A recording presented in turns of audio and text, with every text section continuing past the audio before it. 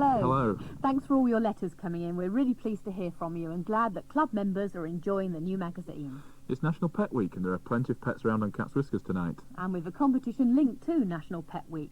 And Willie Rushton will be here with a hamster at large. Our birthday guest is a boxer. No, not that kind of boxer. Our guest is former heavyweight champion Henry Cooper. And we'll also be meeting a man who trains animals to be stars.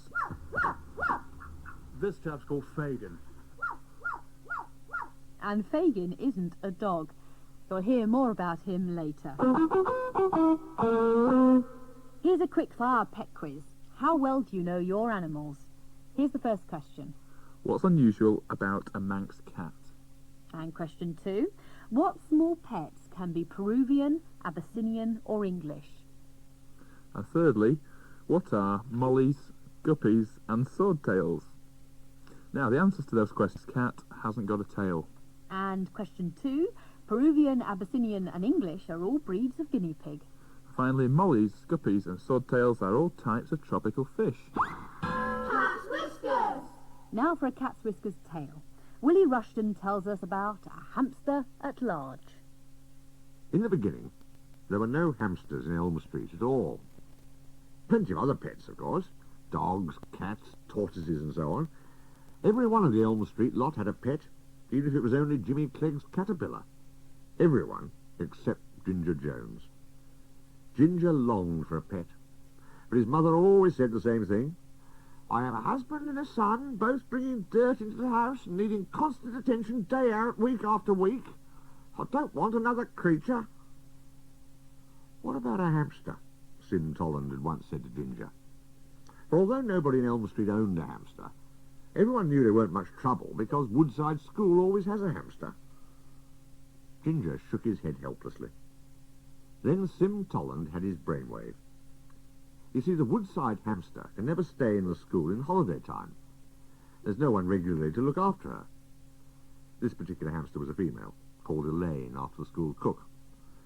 So in holiday time, one of the children, a different one each time, takes her home and looks after her until term starts again. Sim's brainwave was that Ginger Jones should take Elaine home. His mother couldn't object to a teddy hamster. At the end of the term, Miss Borwich said, "Well now, who wants Elaine this time?" Silence. Absolute silence. It had been arranged that Ginger should speak up in a loud, clear, trustworthy voice. But all that came out was a creaky whisper. "Me? I'll take her." "Well," Miss Borwich said uneasily, "if Herbert Jones is the only one to volunteer, he is," said Sim Tolland. "Then he must take Elaine. I'm sure Herbert will take great care of her." So Ginger took Elaine the hamster home. Now, because he'd have done anything for Elaine, Ginger decided to make her a bigger, grander cage than the school one, with all kinds of little improvements. One thing turned out to be not an improvement. Ginger backed the cage with wood, without wire mesh reinforcement. Soft wood, too. And in the night, Elaine gnawed a hole right through it and escaped. Disappeared. Ginger was very much upset, and so was his mother. Ginger thought that Elaine might starve, and Mrs. Jones said, "On the contrary, I can't bear the idea of that hamster running loose in the house and fingering everything eatable." She also said she lay awake at night, hearing Elaine climbing up the legs of the bed. That Sunday morning early, there was a commotion from the house next door, where the Cleggs live, and Mrs. Clegg rushed out into the street. She was holding an opened cornflake packet in her hand, and she seemed to be shaking the packet wildly and screaming. When Mrs. Clegg recovered enough presence of mind to throw the packet from her, skimming it along the street, out popped Elaine. Out she popped, and under Sim Tolland's big brother's second-hand car. "I can see her," said Ginger. "If you mean that yellowish thing," said Sim Tolland, "it looks more like an old banana skin to me." "I'd know her anywhere," said Ginger. "It's her." "We shall have to move the car to get her." Mr. Clegg got the car key, opened the door, took off the brake, and pushed the car out of its old position. When they got the car away, they found that the yellowish blur was an old curled-up banana skin. For several days there was no sign of Elaine.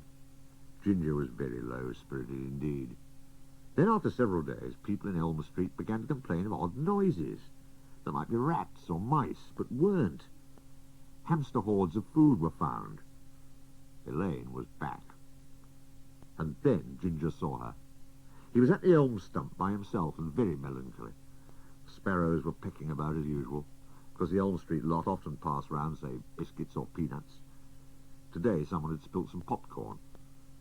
It was very quiet, and Ginger was leaning sadly against the stump without moving. And then he saw Elaine, creeping out of the tree stump itself, collecting several of the pieces of popcorn and then slipping back the way she had come. Ginger stooped to examine the bottom of the tree stump. There was a hole big enough for Ginger to get 2 fingers in, and then Elaine bit them. But they'd been in long enough to touch more than Elaine. She had babies with her. There were 9 of them. Ginger, with Sim Tolland, managed to get the whole family up and back into the old cage. The cage was then kept in the Tollands' house. When the babies were old enough, Ginger and Sim gave them away, up and down Elm Street. And what with those hamsters and their descendants, there are always hamsters in Elm Street nowadays. It would have been nice to have ended the story with Ginger's mother welcoming one of Elaine's babies into their home. But Mrs. Jones said, "Another hamster will enter the house only over my dead body." So Ginger would have ended as he began, without a pet, if it hadn't been for the burglary. Burglars broke into the Joneses' house one Saturday afternoon when everyone was out. They didn't take anything much, but they made a mess of everything, and Mrs. Jones was very, very much upset. She washed everything in the house that was washable and disinfected everything else. She put a notice on the gate saying the dog, and she hung a dog's lead and muzzle in the hall, which anyone could see who looked through the letterbox. Still, she didn't feel safe. In the end, she made Mr. Jones buy a dog. Biter. That was what Mrs. Jones said the dog must be called. Biter was huge, with the wolfish look of an Alsatian and the bay of a bloodhound. His nature was timid, but affectionate. Biter loved Ginger, and Ginger loved him. Ginger had a pet at last.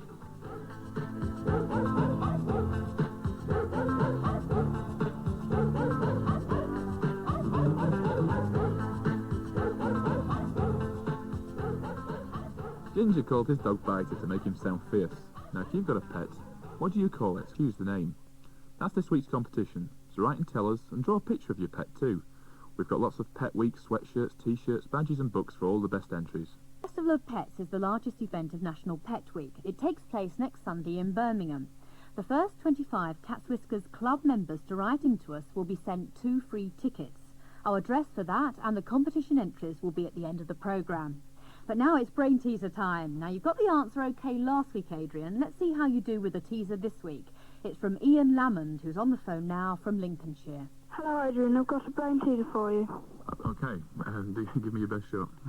As I was going to St Ives, I met a man with 7 wives. Each wife had 7 sacks. Each sack had 7 cats. Each cat had 7 kittens. Kittens, cats, sacks, wives. How many were going to St Ives? 7 wives, 7 sacks, 7 cats, and 7, yes. I'd say, 14. No? Cats No. and wives? No. Okay, tell me the answer, Ian. I didn't get that one right. 1. Myself. All the others were returning. Oh, wow, yeah, you met them on the way back, of course. Well done, you caught me out on that one. Well done. Thank you for your brain teaser, and everyone else will have to keep on trying now. I'm going down now, rapidly. Now, we got you that time, Adrian. Well done, Ian. We'll send you a Cats Whiskers pen for that. Well, Julie, you keep on putting me through it with the brain teaser, and I've got a challenge for you. See how you can cope with this week's birthday guest. He's former heavyweight boxing champion Henry Cooper. Get your gloves on and into the ring. Henry Cooper has an identical twin brother, George, and I first asked him if he'd had some fun at school confusing the teachers. Yeah, I have a twin brother. My brother George, we did the usual twin things, you know. we messed the teachers about a little bit, and then if we ever got into trouble with a bigger lad, we'd say, no, it's not me you want, it's me brother. And then when he got me brother, he'd say, no, it's not me, it's my brother. So we messed them about until the anger died down a little bit, you know. What about birthdays? Did you have to share parties and presents? Yeah, and that sort of thing? Well, see, as a twin, you've always got a friend, haven't you? I mean, it's great. I mean, I wouldn't be anything but a twin. I mean, we always share things, so... and presents as well, or would you and get presents, one each? yeah. We all more or less got the same sort. We always like the same sort of things, and the greatest birthday present we ever got, I suppose, was from my Uncle John. He bought us a pair of boxing gloves, 6, and I think that started us on the boxing game. Your brother George used to be your sparring partner, didn't he? That's when it. You, when Yeah, you well, turned apart from that, I mean, professional? George boxed, you know, he was a good amateur boxer himself, and then he boxed professionally for 7 years, and he didn't really get the chance to fight, say, for the British Championship, you see, because I was champion for so long, and unfortunately the Board of Control got that rule in that brothers can't fight for the same title, basically. Yeah. When you were kids, though, knocking each other about, Yeah. was that the way you found out that boxing was going to be your thing for the future? Yeah. Oh, yes. We always enjoyed boxing. I say, we grew up listening to stories about Grandad, who I never ever met because he died years before we were born, but he was quite a good fighter in his own right. He was like a bare-knuckle fighter in the old days, so we just sort of took to boxing like duck takes the water, I suppose. When you went into the profession, was it as it is today? Because I was thinking about the recent fight with Frank Bruno, Mike Tyson. When you fought Cassius Clay, do you think it was similar, or was it a totally different situation? Well, I think it's gone a bit more commercialised now, boxing, isn't it? I mean, there's very big money. You're talking about mega bucks now, you know, multi-million-pound. You know, a lot of the fun's gone out of the game, I think. I mean, when I was boxing, you could achieve more, I think, and there was a bit of fun in it, and you had great characters in the game. There was characters. There's not characters now. All along your hall, you've got trophies. Are they all for boxing? I've still got the first medal I ever won, the first little cup I ever, like an egg cup, which I won. That's all in there.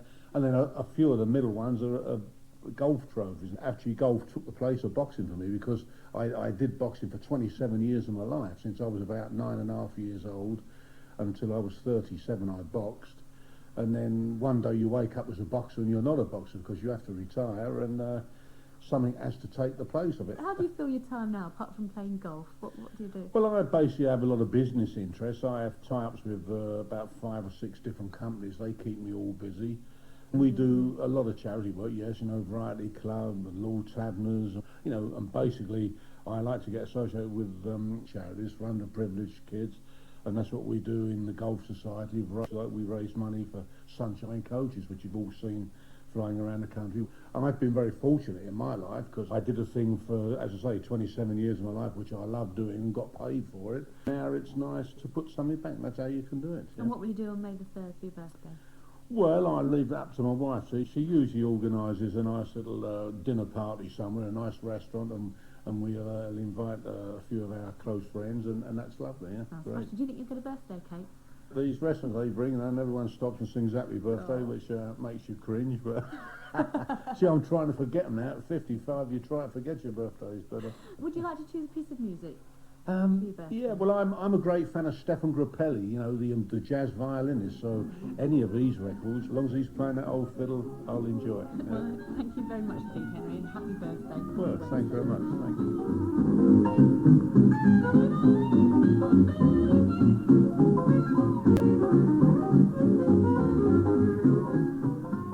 Happy birthday to club members who share a birthday with Henry Cooper this week.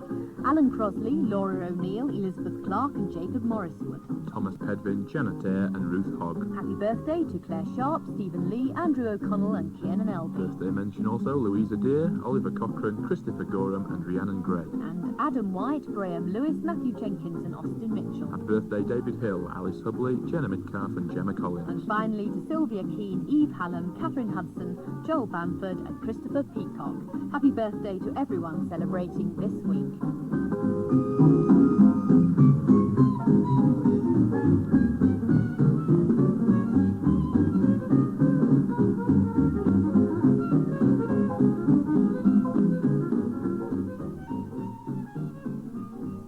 Those of you with pets might think that they're clever enough to be on television, but you may not realise that they actually need to be highly trained, like famous doggy stars Rowley from EastEnders. We asked the Cats Whiskers reporter David Self to meet Tony O'Rourke at Janimals to find out how animals are groomed for stardom. Come here to meet EastEnder Willie. Yes, Willie, hello boy. He's actually a little bit podgy, isn't he? He is. He's a little bit overweight, and Ethel will blame me for this, but it is her fault because she stuffs her handbag full of chocolate and lets William open it. And of course, William just gorges himself. I mean, he eats the silver paper as well. He doesn't bother to take that off. It's not just the home of William. It's the home too of Roger. Now, come on, you're Roger, are you? Yeah? Are you going to say hello? Come on. Now, I've seen you before, haven't I, Roger? You're not going to tell me what you've been in, because, Tony, your job is actually training them for appearing in television films and so on. Yes, television, films, commercials, all that sort of thing, yeah. I've seen Roger, I think, several times, haven't I, actually? Yes, you've seen her on all Creatures Great and Small. You also saw her on My Family and Other Animals, that lovely story about Jerry Durrell when he was younger. So Roger's something of a star. I mean, he's getting plenty of work, like a successful actor. Very much so. She's a sheepdog, collie, very intelligent. Now, I've been saying Roger. You've actually been saying she, because although we all think of Roger as a boy, he's actually a girl. She is. We bought Roger to take out to Corfu. We filmed My Family and Other Animals in Corfu, and we felt that a female dog would be easier to control out there because of all the male dogs. But of course it still had to be called Roger in the part, and she or it or he has remained as Roger. So how does it work? I mean, do the people who make these plays on television ring you up and say, have you got a dog who can swim and be obedient and so on? Yes, they ring us up and say, look, this is what is required of the animal. Which dog do you think is able to do it? And we usually end up taking about 3 or 4 dogs up for audition. So, in fact, this is a full-time job for you, looking after these animals and taking them to the different places where they're filming. Yes, it is. Your business, I mean, is called Janimals. Janimals, yes. My wife's name is Jan, and we put a J in front of animals. Janimals. When actors take part in a film, they've got to learn their lines in advance and go through lots of rehearsals and things. Do the dogs have to? Only if it's very difficult, where perhaps they have to be knocked down by a car, or they have to die. With Roger in All Creatures last year, she was supposedly knocked down by a car. She had to lie flat as if she were dead. So that took about 10 days of rehearsal for her. She had to do it on command, flat. And down she goes, and you just swear she was dead. Tell us about it here. We've been talking to Roger. Who else is here? Well, we have Rowley. Well, actually, we haven't got Rowley, because Rowley is working this afternoon on the EastEnders set. This chap's called Fagin, and he is a tame crow, as you'll ever get a crow. He's barking. Yes, it was. There we go. It's probably the worst things that I've ever done in animal training. I taught him to bark, so now every time he sees me, he's a nuisance. It's wow, wow, wow, wow, don't you? Which are the easiest animals to cope with when you go to a television studio to record a programme? A dog, really, because a dog you take on the lead, and if it's well trained, which it should be, it'll walk alongside you and just sit down. A cat, you have to take its basket, its food, a pen for it to go into, a tray to put its cat litter in so it can do its business. So the dog is the easiest probably of all the animals. You've also got a snake. Yes, we have a 12-foot boa constrictor. And the owl we saw in The Lion, the Witch and the Wardrobe. Yes, a barn owl. Can you train an owl? Yes, you really need it from a chick. I had Baru, as I call him, when he was 10 weeks old, and I ended up hand feeding him. So he thinks of me really as dad or mum or whatever.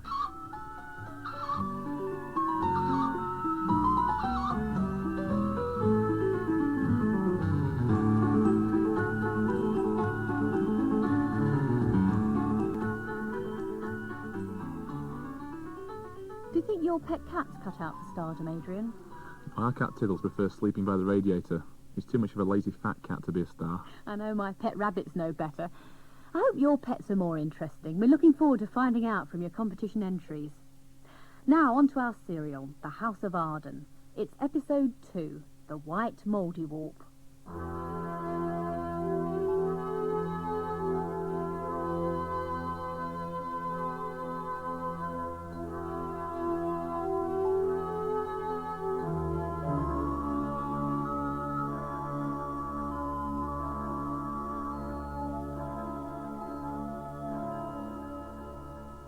Biggest surprise of Edred's and Elfrida's when they visited Arden Castle, to be told by an old man they'd met that Edred was possibly the new Lord Arden. and that there was hidden treasure. To find it, they must first find the spell. And, even though the children that nestle between the castle's ruined walls, they could find no spell in any of the yellow, leathery books in the big old library. Until... This one! Look, Elf, it's got the Arden crest on the cover. That little animal thing standing on top of the shield? Yes. Looks like a pig. No, it doesn't. Yes, it does. Anyway, if the spell isn't in this book, I'm giving up. The history of the Ardens. Oh, wait, a piece of paper's fallen out. What's it say? Here, O shield of Arden's house. Edred, it must be the spell. Well, come on then, let's go to the knoll.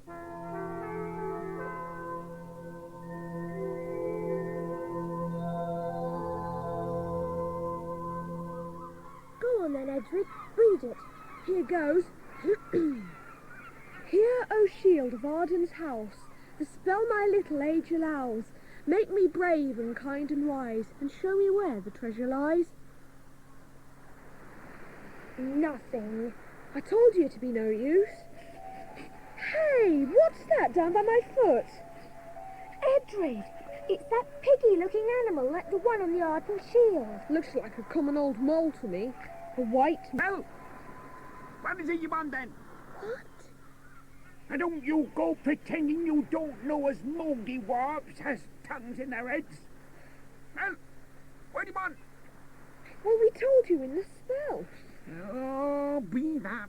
I'm to make you brave and kind and wise and show you the treasure. Yes, except...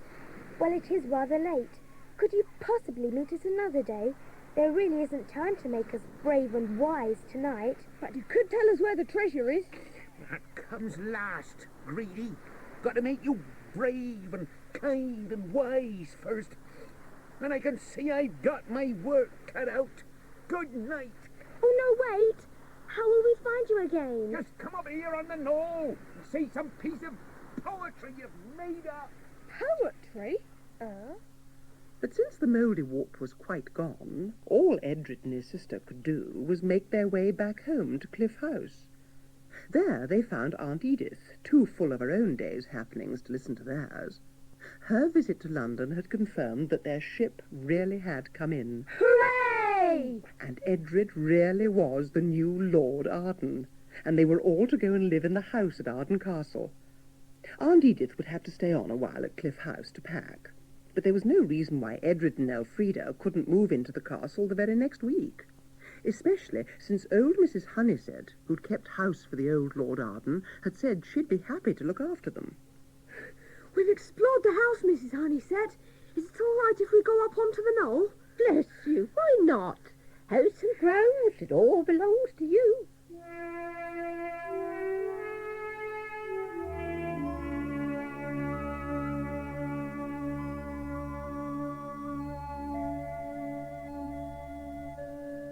Oh, Edred, I can't believe we're actually living in a real castle. What I can't mole. I mean, I know we saw it, but... Try calling him. Well... Go on. Say the poem we made up. I'll try.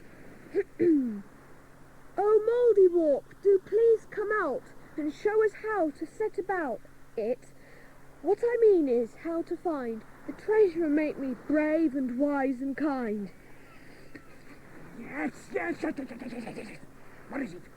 You're here. Of course he is. What we want is to find the treasure. Choose your time. Choose what? The time you want to go back to look for the treasure. Come on. Choose before I count to 10. 1, 2, 3, 4, 5, 6, 7, 8, 9, 10. But we don't know which Too time. late. No. You'll just have to take pot luck. Now, before you can go back in time, you must be nice to each other for one whole day. And then look for the door. And what door? The door, of course. Yes, but... Oh, don't go, please. Oh, well, suppose we'd better start. Shouldn't be hard not to argue for just one day. But it wasn't altogether easy either. And what with squabble used the paint box and whose fault it was the squabble started, it was 3 days before they managed to be nice to each other for a whole day. And even then, they couldn't find the door. They were almost on the point of giving up. I know, Edred. We'll play the willing game. I'll be... and you will me to find the door. As soon as the scarf was tied around her eyes, Elfrida started to lead Edred up the stairs, up and on onto a long corridor that had lots of doors that all looked the same. But at one, Elfrida stopped and reached out her hand. This door. Open it, Edred.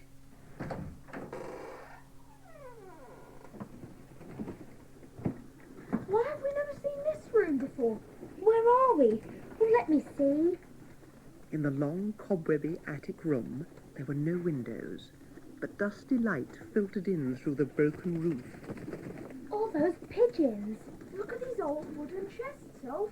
It must be the treasure. You look in that one. No. It's just old clothes. Some of them must be hundreds of years old. Oh, look at this bonnet. Does it say... Stupid. What is it? What's happening? What was happening was that the cooing and rustling coming through the holes in the broken roof was crowding around the children in a sort of cloud of pigeon noises. Clothes drew themselves out of the chests, and the pigeon noises became like gentle hands that helped the children dress in fashions they'd only ever seen before in history books. Really, must I wear this stupid frilly thing around my neck? I like these clothes. Let's go down and show Mrs. Honeysett our fancy dress. Come on. But when they burst into the parlour, it was a very strange old lady and gentleman who sat there, dressed in old-fashioned clothes. Running? We forget our manners, I think. To learn respect, you had best learn one of Dr. Watt's divine and moral songs. Where you down and read? I'm not standing for this. Who are they, anyway? Don't you see? We've been turned into somebody else. Now, I don't know how it was that Elfrida saw this when Edred didn't, perhaps because she was a girl, or 2 years older, but Edred's old man's stern eye that was now turned on him. Edred, the newspaper, pass it to me. And Edred, seeing that the old man was pointing to a nearby table, got up and carried the newspaper to him, and noticed as he did so that it was a copy of the Times dated June the 16th, 1807. And then he knew, as well as Elfrida did, just exactly where they were and when.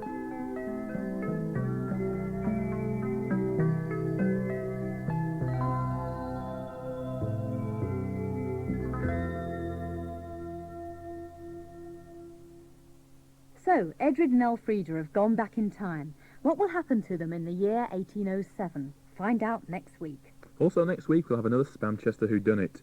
And not to keep you in suspense much longer, the answers to last week's Kitty Farewell mystery. And Dr. Pete Rowan joins us to tell of his search for treasure in the Seychelles. So join us next week for more Cat's Whiskers. Goodbye. Goodbye.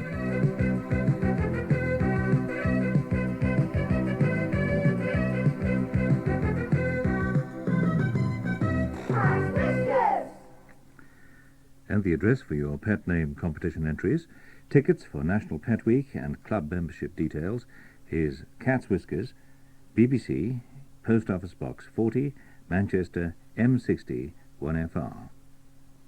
Cat's Whiskers was presented by Julie First and Adrian Moorhouse. Others taking part in the programme were Penelope Keith, Henry Power, Kelly Bright, Russell Dixon, Daphne Oxenford, Michael Graham Cox, and Joe Candle.